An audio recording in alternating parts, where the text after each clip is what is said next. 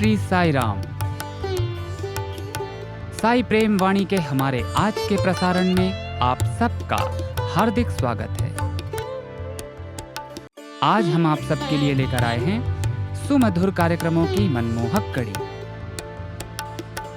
आज के प्रसारण में आप दिव्य संदेश कार्यक्रम के अंतर्गत भगवान बाबा द्वारा लिखित महाग्रंथ श्री राम कथा रसवाहिनी का एक भाग एवं आदर्श जीवन आनंद उपवन कार्यक्रम में एक मधुर कथा वृत्तांत सुनेंगे। तो चलिए कार्यक्रम का शुभारंभ करते हैं।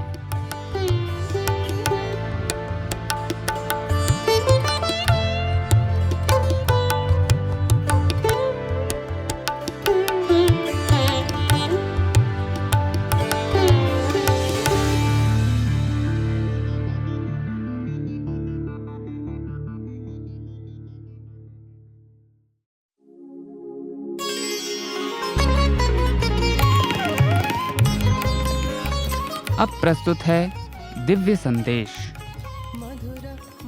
इसके अंतर्गत भगवान बाबा द्वारा लिपिबद्ध किए गए महाग्रंथों में से एक श्री राम कथा रसवाहिनी का एक भाग आज हम प्रस्तुत करने जा रहे हैं।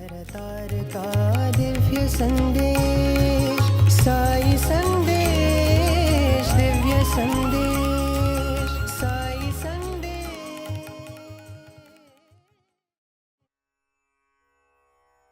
वानरों तथा अन्य सभी को वेशभूषा में देखकर जानकी स्तंभित रह गई।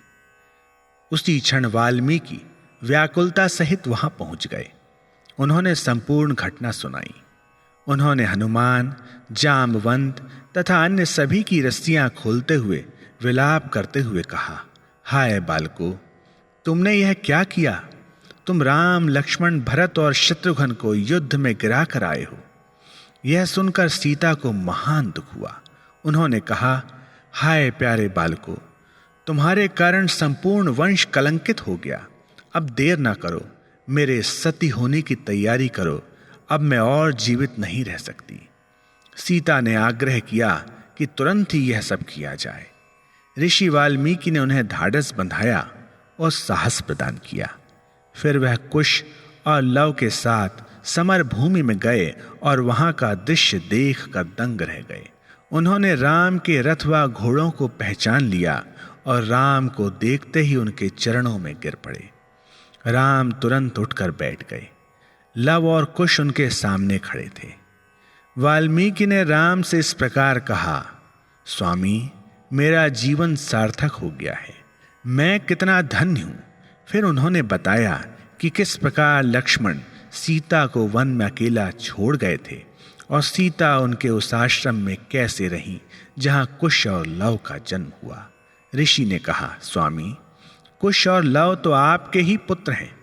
पंच तत्व मेरे साक्षी हैं। मैं घोषित करता हूं कि कुश और लव आपके ही पुत्र हैं। यह वचन सुनकर राम ने उन बालकों को गले से लगा लिया और उनके सिर को सहलाया।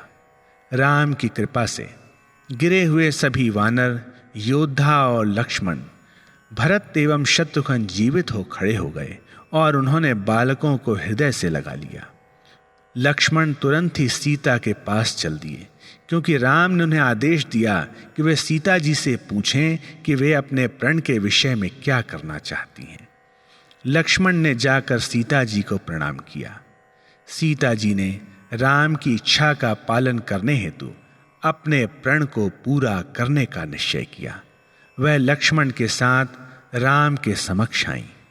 सभी के समक्ष सीता जी ने इस प्रकार सत्य की घोषणा की, हे देवताओं, हे पंचभूतों, यदि मैंने मन, वचन या कर्म से स्वप्न में भी श्री रामचंद्र के अतिरिक्त किसी अन्य पुरुष का ध्यान न किया हो, तो हे पृथ्वी माता, मुझे अपने में समा लो। उसी क्षण जिस स्थान पर सीता जी खड़ी थी, वहां की पृथ्वी फट गई और घोर नाद हुआ। उसमें से दिव्य सिंहासन पर विराजमान भूदेवी प्रकट हुई।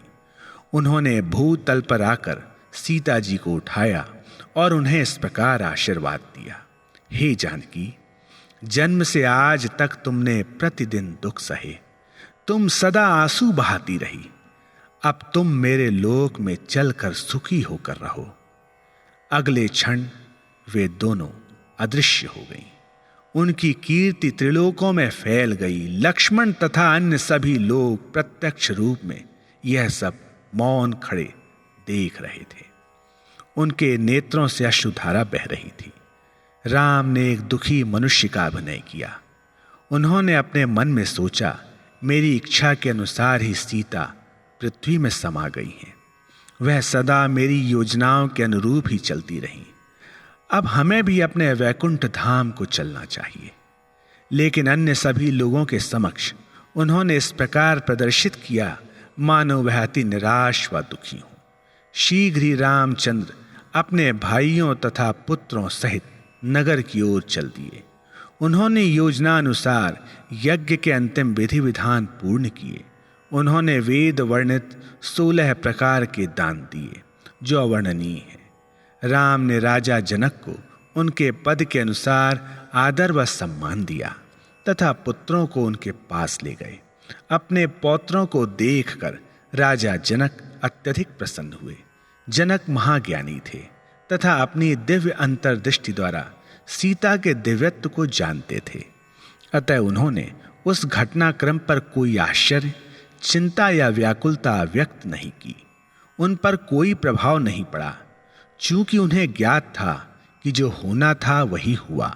उनके व्यवहार में भी कोई अंतर नहीं आया। इसके विपरीत वह तो हर्षित थे कि उन्हें ऐसी अनुभूति करने का सौभाग्य मिला। जनक अपरिमित उल्लास सहित मिथिला नगर को चल दिए। सभी गुरुजन तथा ब्राह्मण राम से प्राप्त संदेश के अनुसार राम के समक्ष आए। राम से विदा लेते समय वे अति हर्षित थे, क्योंकि उन्हें उस महान यज्ञ में भाग लेने का अवसर मिला था। वह पूर्ण संतुष्ट हो अपने अपने घरों को लौटे। राम ने पुत्रों को अपने पास बुलाकर उन्हें राज्य के शासन की विधि और प्रणालियों के विषय में बताया। फिर उन्होंने उन्हें औपचारिक रूप से शासन की बागडोर सौंप दी। उन्होंने भरत के पुत्र तक्ष को दक्षिणी साम्राज्य दिया। उनके दूसरे पुत्र पुष्कर को पुष्कर राज्य दिया। उन बालकों ने उन राज्यों के अवशिष्ट राक्षसों का नाश कर वहां अपना राज्य स्थापित किया। चित्रकेतु तथा चित्रांगद नामक लक्ष्मण के पुत्र धुरंधर योद्धा, शूरवीर तथा युद्ध में निपुण थे। उन्हें पश्चिमी क्षेत्र में भेजा गया, जहां उन्होंने निशाचरों का नाश कर वहां राज्य किया। राम ने उन्हें उन 2 भिन्न भिन्न नगरों का राज्य प्रदान किया जो बाद में उनकी राजधानियां बन गईं। उन्होंने सभी पुत्रों को राजनीति तथा प्रशासन संबंधी विषयों पर अमूल्य उपदेश दिए। कुश को अयोध्या का राज्य सौंपा गया। लव को संपन्न उत्तरी राज्य दिया गया। लवपुर, जो आज आधुनिक लाहौर है, को उसकी राजधानी निर्धारित किया गया। राम ने सभी को भरपूर मात्रा में गाय, भूमि, वस्त्र और धन दान में दिए। इस बीच अयोध्या वासियों को यह समाचार मिला कि श्री राम अपने धाम को लौटने का विचार कर रहे हैं। प्रजा भारी संख्या में उनके पास आई और उनसे विनती सुनने के लिए प्रार्थना की। उनकी विनती यह थी कि राम उन्हें भी अपने साथ दिव्य धाम को ले जाएं। भगवान ने उनकी विनती को उचित माना और ऐसा करने को सहमत हो गए। वह अपने प्रति उन लोगों के स्नेह व भक्ति को देखकर प्रसन्न हुए। वे सभी लक्ष्मण के नेतृत्व में बैकुंठ चले। किष्किंधा राज्य अंगद को सौंपा गया। दिव्य उद्देश्य को पूर्ण करने के लिए अवतरित सुग्रीव, जामवंत, विभीषण, नल, नील तथा अन्य लोग तथा लाखों वानर उस समय राम के समक्ष आए। राम ने उनसे कहा, विभीषण, तुम्हें लंका का राज्य करना है। अंत में तुम्हें मेरी प्राप्ति होगी। इस प्रकार उन्होंने उसे आशीर्वाद दिया। फिर वह जामवंत की ओर मुड़कर बोले, जामवंत, द्वापर युग के अंत तक तुम पृथ्वी पर रहो। फिर मैं कृष्ण अवतार के रूप में तुमसे एक युद्ध करूंगा जिसमें तुम मेरे वर्तमान रूप की अनुभूति करोगे। इस प्रकार राम ने जामवंत को आशीर्वाद दिया। फिर राम सरयू नदी के तट की ओर चले। भरत उनके दाएं तथा शत्रुघ्न बाएं चल रहे थे। उनके पीछे मंत्रीगण तथा अयोध्यावासी चल रहे थे। ज्यों ही उन्होंने जल में प्रवेश किया, भरत भगवान राम में विलीन हो गए। शत्रुघ्न ने जल का स्पर्श किया तथा कमल में मुखरित हो वह भी भगवान राम में आत्मसात हो गए। भगवान राम ने आशीर्वाद दिया कि जो भी अयोध्या की पवित्र नगरी में आएंगे और पुनीत सरयू नदी में स्नान करेंगे वह सभी उन तक पहुंच सकेंगे। जय साईं राम।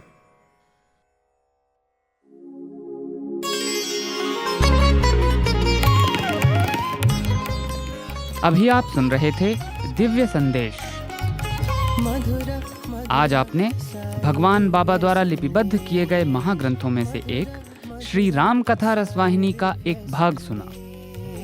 भवसागर तार का दिव्य संदेश, साई संदेश, दिव्य संदेश, साई संदेश।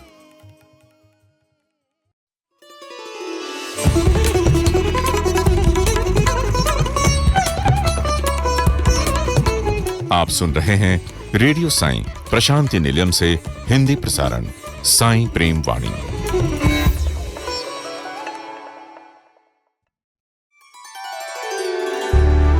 आइए अब सुनते हैं आदर्श जीवन आनंद उपवन प्रोग्राम। आज इसके अंतर्गत हम श्री विष्णु सहस्त्रनाम के महात्म्य की कथा प्रस्तुत करेंगे।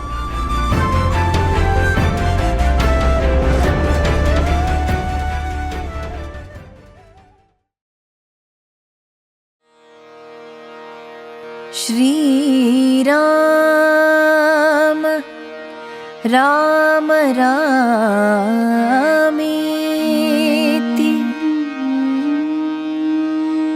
राम राम रामेति,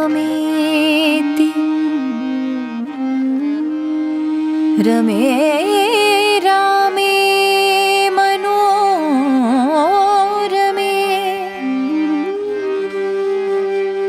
रमे रामे मनोरमे,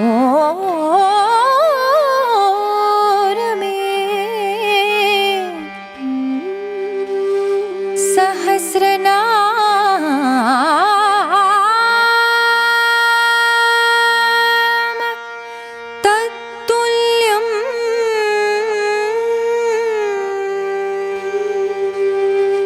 सहस्रनाम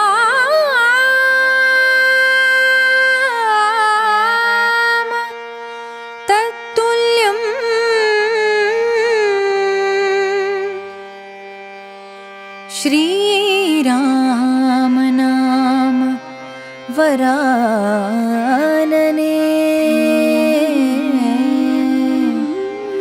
राम नाम वरानने।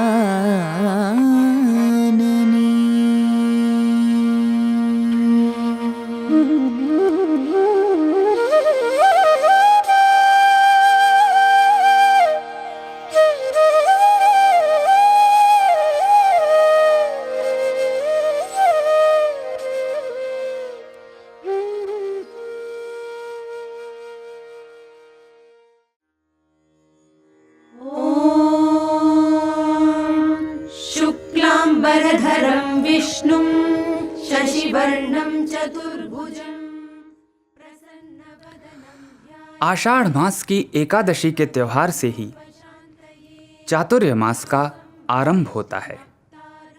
चातुर्य मास आषाढ़ शुक्ल पक्ष की एकादशी से प्रारंभ होकर कार्तिक शुक्ल पक्ष की एकादशी तक चलता है। ये 4 महीने हैं श्रावण, भाद्रपद या भादों, आश्विन या कुंवार और कार्तिक।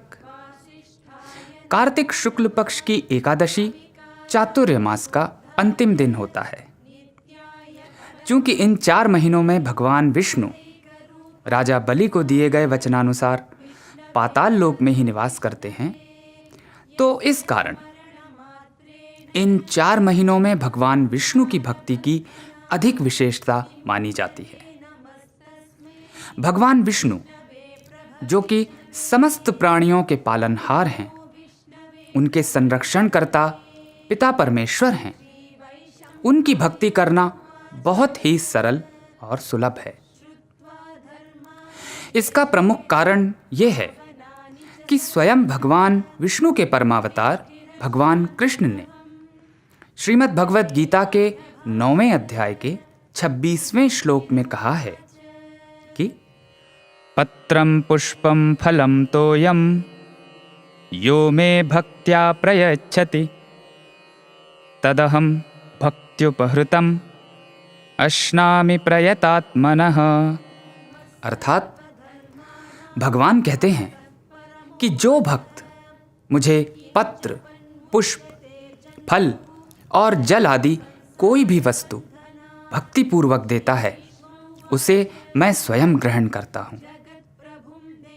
इस श्लोक को थोड़ा गहराई से सोचने पर एक बात समझ में आती है कि भगवान वास्तव में सिर्फ प्रेम के भूखे हैं।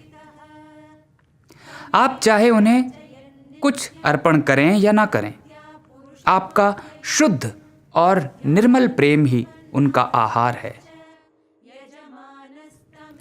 इसीलिए तो भगवान बाबा भी सदैव यही कहते हैं कि भक्तों की भक्ति का आनंद ही उनका भोजन है। इसी प्रकार चातुर्य मास के शुरू होते ही भगवान विष्णु की भक्ति चारों ओर फैल जाती है। उत्तर से लेकर दक्षिण तक, पूर्व से लेकर पश्चिम तक भिन्न भिन्न आश्रमों के भक्तगण, फिर चाहे वे ब्रह्मचारी हों, गृहस्थ हों या फिर साधु सन्यासी हों, यहाँ तक कि आध्यात्मिक शिखर पर पहुँचे हुए संतगण, जिन्हें ये साक्षात्कार हो चुका है कि वे और परमात्मा अभिन्न हैं, वे भी चातुर्य मास में किसी एक जगह पर रहकर भगवान विष्णु का ध्यान, व्रत आदि का पालन करते हैं। श्रीमद् भागवत में भगवान विष्णु के 10 अवतारों का संपूर्ण वर्णन है, जिन्हें दशावतार कहा जाता है। भगवान विष्णु के दशावतार इस प्रकार हैं। प्रथम अवतार है मत्स्यावतार, दूसरा अवतार है कूर्मावतार, तीसरा अवतार है वाराह अवतार,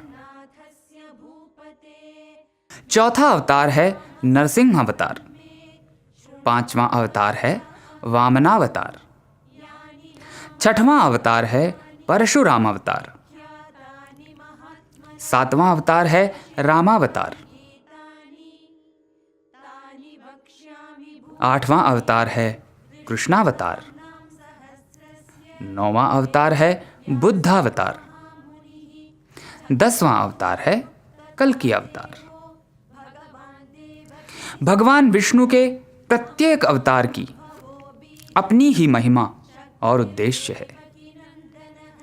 हालांकि ये सब अवतार उन्होंने सृष्टि और भक्तों की रक्षा हेतु ही लिए हैं, किंतु वास्तव में वे कण कण में व्याप्त हैं, या फिर ये कहें कि वे ही सृष्टिकर्ता भी हैं और वे ही स्वयं सृष्टि भी।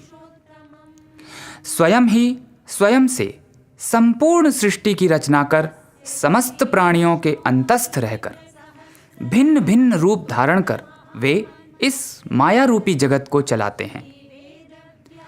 अपने निर्धारित कर्तव्यों का पालन किस प्रकार करना चाहिए, उसका प्रत्यक्ष उदाहरण प्रस्तुत करते हैं।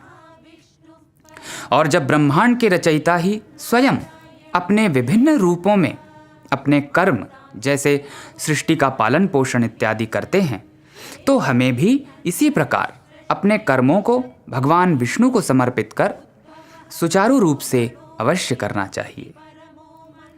इसीलिए अपना नित्य कर्म करते हुए हम सभी को प्रभु परमेश्वर भगवान विष्णु की कृपा और अनुग्रह प्राप्त करने हेतु उनकी मोह विनाशक और मोक्षदायक भक्ति अवश्य ही करनी चाहिए। और चातुर्य मास में तो भगवान विष्णु की भक्ति बहुत ही लाभकारी होती है और मनोवांछित फलदायिनी भी। भगवान विष्णु की कई स्तुतियां हैं, कितने ही स्तोत्र हैं, कितनी ही नामावलियां हैं, पुराण आदि हैं और सबसे बड़ा महाग्रंथ श्रीमद् भागवत भी है। किंतु इन सब में अत्यधिक महत्वपूर्ण है श्री विष्णु सहस्रनाम स्तोत्र। श्री विष्णु सहस्रनाम भगवान विष्णु के सहस्र अर्थात 1000 नामों की एक स्तोत्र माला है। महाभारत महाकाव्य के अनुशासन पर्व में इस महाशक्तिशाली स्तोत्र की उत्पत्ति कौरवों और पांडवों के पितामह भीष्म द्वारा हुई थी, और वो भी तब जब वे कुरुक्षेत्र की उस युद्ध भूमि में बाणों की शैया पर लेटे हुए थे। कुरुक्षेत्र युद्ध में विनाश का साक्षात तांडव देखकर राजा युधिष्ठिर विचलित और निराश हो गए। वे धर्म अधर्म, नैतिक अनैतिक विचारधाराओं को लेकर असमंजस में पड़ गए। वे सही गलत, सत्य असत्य को जानने की, समझने की ऐसी अनेक प्रकार की भावनाओं से प्रभावित हुए, जैसे क्या ये युद्ध अनिवार्य था? क्या ये नैतिक रूप से सही था? क्या राजा होने के नाते मैंने सही निर्णय लिया? क्या ये सब पूर्व निर्धारित था? क्या हमारे कर्म पूर्व निर्धारित होते हैं? क्या इस रक्तपात का पाप हम सभी को भोगना पड़ेगा? क्या ऐसा कोई उपाय है जिससे इस भयंकर पाप से मुक्ति मिल जाए? और यदि ये सब पहले से ही निर्धारित है तो इस नाटक का निर्देशक कौन है? कौन है जो इन सभी कर्मों से अलिप्त है? कौन है जो पाप पुण्य से अछूता है? कौन है जो हमारे अंतस्थ रहकर हमें कर्म करने के लिए प्रेरित करता है? कौन है जिसकी शरण में जाने से समस्त कर्म, पाप पुण्य, धर्म अधर्म आदि नष्ट हो जाते हैं? किसकी शरण में जाने से किसी भी प्रकार का भय उत्पन्न नहीं होता है? किसकी भक्ति करने से मुक्ति मिलती है? इत्यादि। जब राजा युधिष्ठिर इसी प्रकार की भावनाओं से जूझ रहे थे, तभी उस उचित क्षण में श्री वेदव्यास जी और भगवान श्री कृष्ण ने उन्हें असमंजस से भरे इन नकारात्मक और निराशाजनक विचारों को सुलझाने का परामर्श दिया और ये भी कहा कि इन सभी प्रश्नों का उत्तर उन्हें हस्तिनापुर के सर्वोच्च ज्ञानी पितामह भीष्म से प्राप्त होगा। अतएव उन्हें उनकी शरण में जाना चाहिए। हालांकि पितामह भीष्म परम ज्ञानी थे, राजशास्त्र में पूर्ण रूप से निपुण थे, धर्म अधर्म, नैतिक अनैतिक आदि सभी विषयों के पूर्ण ज्ञाता थे, किंतु फिर भी इतने परम ज्ञानी होते हुए भी क्या कारण है कि उन्होंने अधर्म को चुना? अपने पौत्रों के अनैतिक और घिनौने व्यवहार को रोकने की कोशिश भी नहीं की। ऐसा क्यों हुआ? क्यों उन्होंने पांडवों का साथ नहीं दिया, सत्य का साथ नहीं दिया, भगवान श्री कृष्ण का साथ नहीं दिया? इस प्रश्न का केवल एक ही उत्तर है, माया। इसी प्रकार राजा युधिष्ठिर, जो धर्मराज युधिष्ठिर के नाम से जाने जाते थे, क्योंकि वे सदैव धर्म का अक्षरशः पालन करते थे, वे धर्म के ज्ञाता थे, सदैव सत्य ही बोलते थे, तो फिर क्यों उन्होंने पांसे के खेल का निमंत्रण बिना वासुदेव श्री कृष्ण से पूछे स्वीकार किया और एक बार भी उन्होंने अपने प्राणों से प्रिय भाइयों और अपनी जीवन संगिनी के बारे में भी नहीं सोचा? इस प्रश्न का भी केवल एक ही उत्तर है और वो है माया। अब प्रश्न ये उठता है कि क्यों ये दोनों धर्मपरायण पितामह भीष्म और धर्मराज युधिष्ठिर माया के प्रभाव से बच नहीं पाए। और क्या इसका तात्पर्य ये है कि जब ये दोनों दिग्गज ही माया के पाश से बच नहीं पाए तो फिर हम जैसे साधारण मनुष्यों का क्या होगा? क्या इसका कोई उपाय है?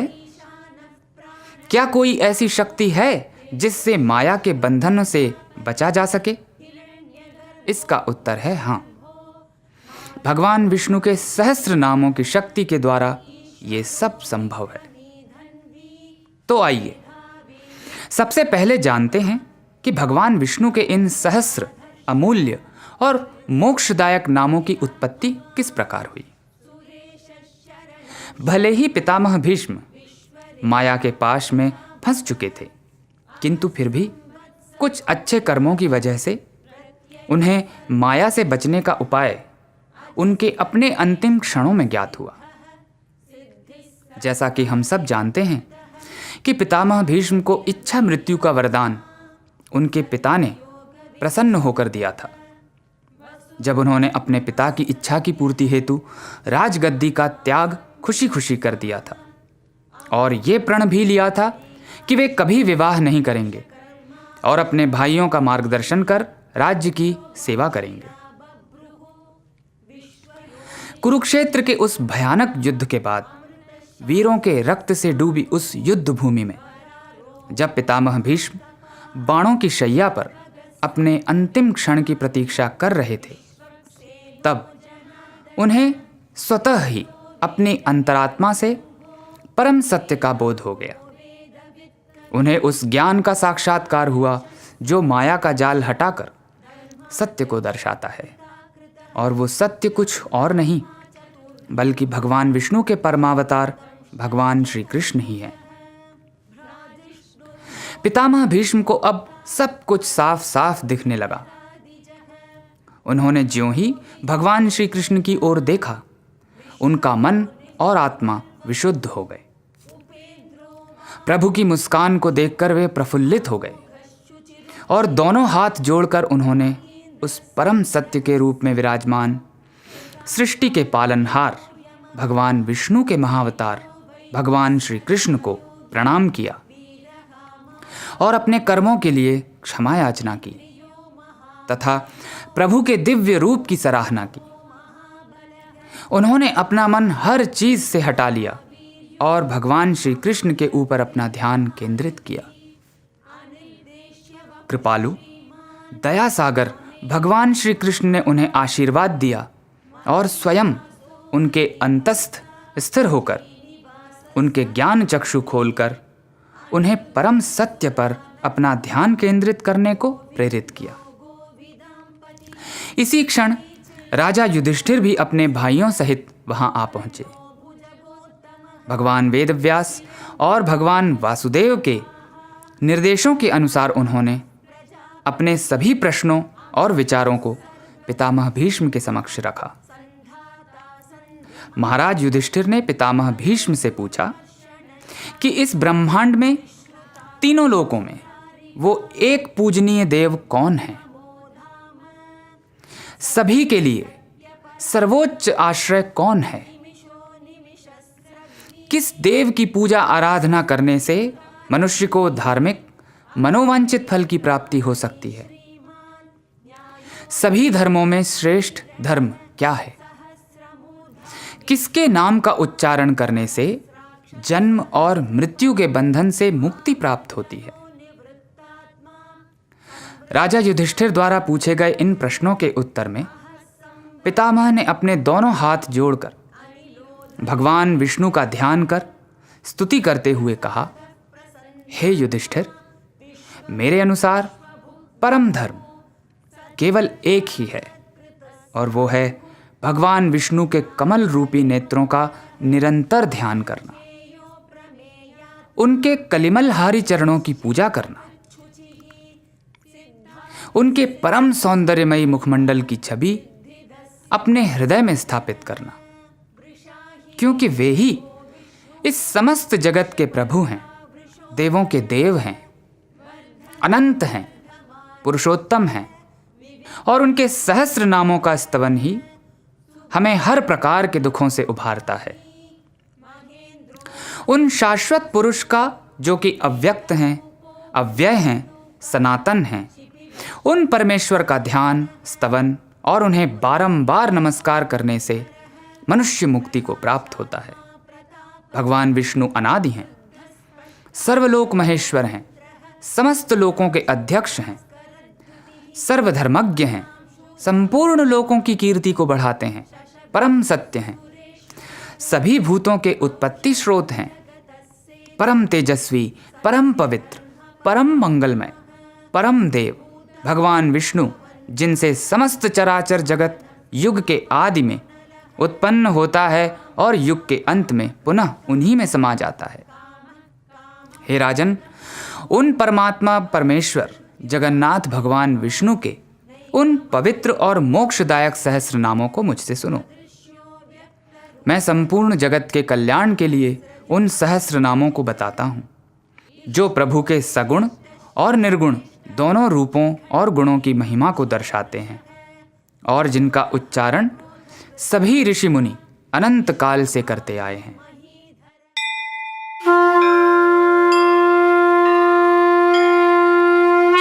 शान्ताकारं भुजगशयनं पद्मनाभं सुरेशं विश्वाधारं गगनसदृशं मेघवर्णं शुभांगं लक्ष्मीकान्तं कमलानयनं योगिभिर्ध्यानगम्यं वन्दे विष्णु भवभयहरं सर्वलोकैकनाथम्।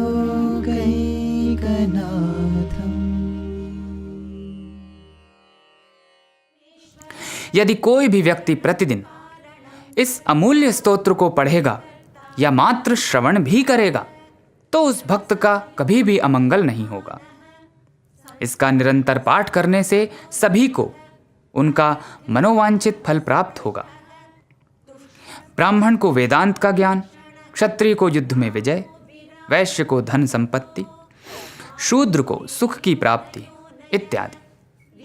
धर्मार्थियों को धर्म, अर्थार्थियों को अर्थ, कामार्थियों को काम, प्रजार्थियों को प्रजा। जो कोई अनन्य भाव से भगवान वासुदेव की भक्ति इन सहस्र नामों द्वारा करता है, उसे श्री, यश, वैभव, वीर्य, तेज, द्युति, स्मृति, शांति, धृति, कीर्ति, सौभाग्य, सुख, समृद्धि इत्यादि की प्राप्ति होती है तथा पाप और भय का नाश हो जाता है। भक्ति, श्रद्धा और आत्मविश्वास जैसे गुणों का संचार होता है। रोगी निरोग हो जाते हैं, बंधनों में पड़े बंधनों से मुक्त हो जाते हैं, भयभीत भयमुक्त हो जाते हैं, आपदाओं से घिरे आपदाओं से मुक्त हो जाते हैं। भगवान वासुदेव की शरण में आने वाले ब्रह्मपद के अधिकारी हो जाते हैं, क्योंकि भगवान वासुदेव ही संपूर्ण ब्रह्मांड के रचयिता हैं। पृथ्वी, जल, वायु, आकाश, अग्नि आदि ये सभी पंच महाभूत भगवान विष्णु के नियंत्रण में हैं। चराचर जगत, सुर, असुर, यक्ष, गंधर्व, नाग आदि सभी भगवान वासुदेव के पास में हैं। समस्त इंद्रियां, मन, बुद्धि, तीनों गुण, सत्व, रजस, तमस सब कुछ उनके ही अधीन है। वे ही कर्म, कर्ता और कार्य हैं। वे ही समस्त ब्रह्मांड में व्याप्त हैं। उनका वास कण कण में है। वे ही वासुदेव हैं। श्री विष्णु सहस्रनाम भगवान विष्णु की कृपा और अनुकंपा प्राप्त करने का सबसे सरल और सुलभ उपाय है। इसके निरंतर पाठ से पाठक को दुख, व्याधियों और कर्म बंधनों से मुक्ति सहज ही प्राप्त हो जाएगी। यदि इसका पाठ सुबह शाम श्रद्धा और भक्ति से किया गया तो भगवान विष्णु की कृपा से हमें मोक्ष की प्राप्ति हो जाएगी और हम भगवान वासुदेव में सदा सर्वदा के लिए पूर्ण रूप से समा जाएंगे। देवेशो देवभृद्गुरुः उत्तरो गोपतिर्गोप्ता ज्ञानगम्यः पुरातनः शरीरभूतभृद्भोक्ता कपीन्द्रो भूरि दक्षिणः सोमपो मृतपः सोमः पुरुजित्पुरुषत्तमः विनयो जयः सत्यसन्धो दाशार्हः आदर्श जीवन आनंद उपवन प्रोग्राम के तहत अभी आप सुन रहे थे श्री विष्णु सहस्त्र नाम के महात्म की कथा।